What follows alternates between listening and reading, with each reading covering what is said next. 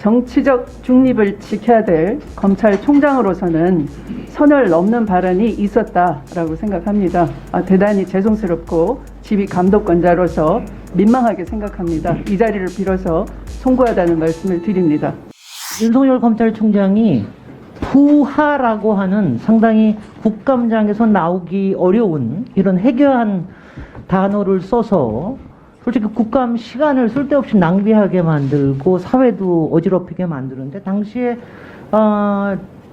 제 추미애 장관님께서는 이렇게 페북에 쓰셨어요. 검찰총장은 법상 법무부 장관의 지휘 감독을 받는 공무원이다. 그렇게 말씀하셨죠? 네, 어떤 의미셨습니까? 네? 어떤 의미신가요? 어떤 의미로 이렇게 쓰셨습니까? 법률, 그러니까 정부조직법, 그리고 검찰청법에 의해서 명시된 바에 따라서 법률상 정확하게 검찰총장은 법무부 소속의 청으로서 검사 업무를 담당하는 청으로서 그리고 이런 표현은 네. 가능하겠죠. 법무부 장관은 검찰총장의 상급자이다. 검찰총장은 상급자이다. 상급자이다. 또는 맞습니다. 4급자. 네. 그래서 부하라는 표현을 네. 누구도 사회에서 사실 안 쓰는 표현이니까요. 저도 부하라는 단어는 생경합니다. 네네. 군대에서도 요새는 잘 안 쓴다고 들었는데요. 네. 그 다음에 두 번째 저기가 그 문재인 대통령이 네. 검찰은 행정부다. 이런 말씀을 업무 보고에서도 하셨습니다. 그러니까 네. 법원이 행정부이듯이 검찰도 행정부이죠. 네. 네. 그 확실하게 말씀을 해주십시오. 김 검찰은 의원님, 법원은 행정부입니까? 사법부입니다. 사법부이고요. 사법기구입니까? 어떻습니까?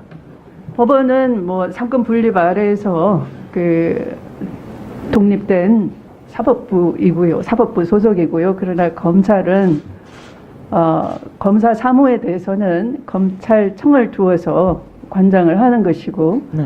법무부 장관은 그뿐만 아니라 검찰 사무 전반 또는 출입국 행형 여러 가지 전반을 지휘 감독하는 정부위원입니다. 네.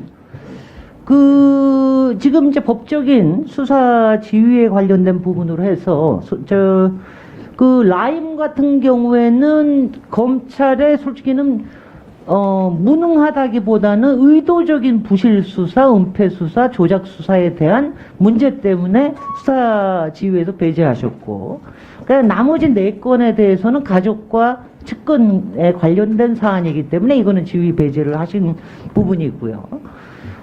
그런데 이제 이번에 그 윤석열 총장이 여러 가지 얘기를 했지만 저는 그 문제를 딱 3가지로 봅니다. 지금 이제 옵티머스나 라임에 대해서는 앞으로 계속해서 수사를 통해서 나올 거기 때문에 특별히 얘기를 하진 않더라도 첫 번째는 위증에 대한 부분입니다. 앞서도 김남국 위원님이 얘기하셨습니다마는 박상기 장관에 대한 거, 박상기 장관이 선처라는 말을 썼다라는 말을 가미했고 이해찬 대표를 통해서 그 독대를 문재인 대통령이 독대를 요구했다라고 하는 것도 다 부정을 했고 그 다음에 제가 질문한 김조원 민정수석이 바로 임명 전날 전화를 걸어서 마지막으로 또 윽박 지르던 것도 다 이거 그런 것까지 내가 얘기를 해야 됩니까? 이런 식으로 이제 위증을 했기 때문에 이 위증 부분에 대해서는 저희가 위원회 차원에서 고발을 해야 될지 아닐지는 아마 이제 나중에 오늘 하루 종일 얘기가 될 거라고 생각이 됩니다.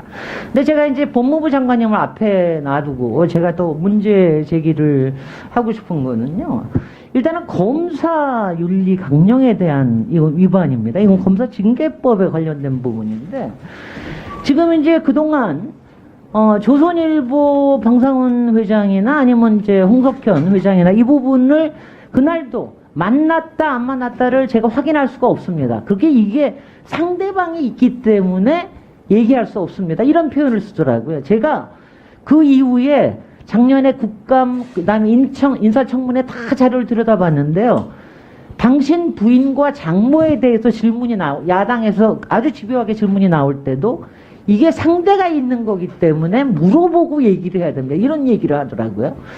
그러니까 그 조선일보나 방상훈 회장이나 홍석현 회장은 그러니까 가족 레벨까지 올라갔구나. 이런 정도로 제가 다 생각을 할 정도로. 그래서 이제 이 부분은 이거는 정확하게 감찰을 해야 되는 내용이라고 생각이 됩니다. 그러니까 그 이후에 여태까지도 예가 있었고 검찰이 저기 만나서 했던 게 뭐 1개월, 2개월, 뭐 3개월 근데 이거 자체에 대해서 문제 의식이 없는 이런 부분에 대해서는 정확하게 감찰을 해야 된다고 생각이 됩니다. 이 부분은 어떻게 생각하십니까? 의원님 지적처럼 이것은 검사 윤리 강령에 위배되는 여지가 있는 부분도 그렇죠. 있고요. 네. 네, 그래서 현재 감찰 진행 중이고 네.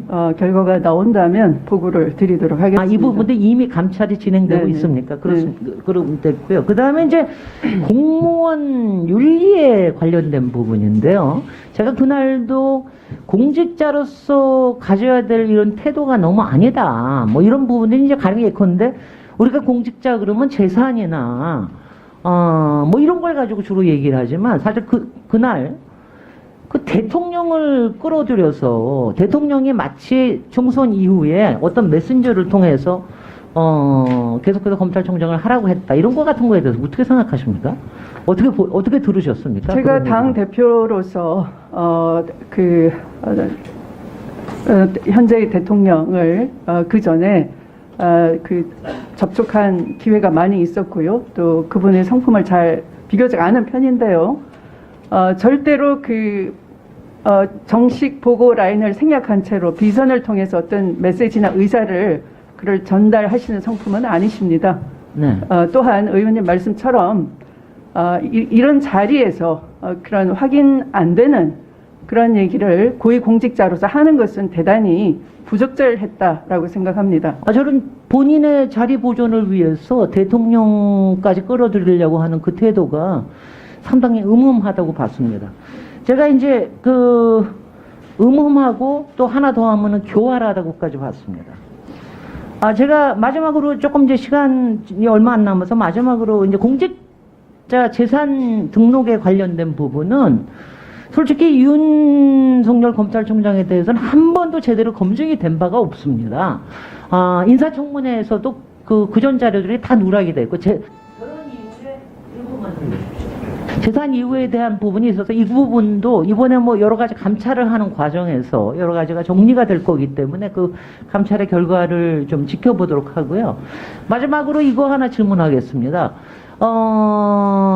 윤석열 검찰총장은 이번에 그 국감 이후에 정치인 법무부 장관은 말하자면 곤란하다 이런 식으로 얘기를 하셨는데 지금 하고 있는 걸 보면은 정확하게 정치인 검찰총장이라고 보이는데 이런 정치인 검찰총장의 행보와 행태에 대해서 어떻게 생각하십니까? 저도 국감장의 여러 발언들을 언론 보도를 통해서 봤는데요. 상당히 정치적 중립을 지켜야 될 검찰총장으로서는 선을 넘는 발언이 있었다라고 생각합니다. 대단히 죄송스럽고 지휘 감독권자로서 민망하게 생각합니다. 이 자리를 빌어서 송구하다는 말씀을 드립니다. 네, 수고하셨습니다.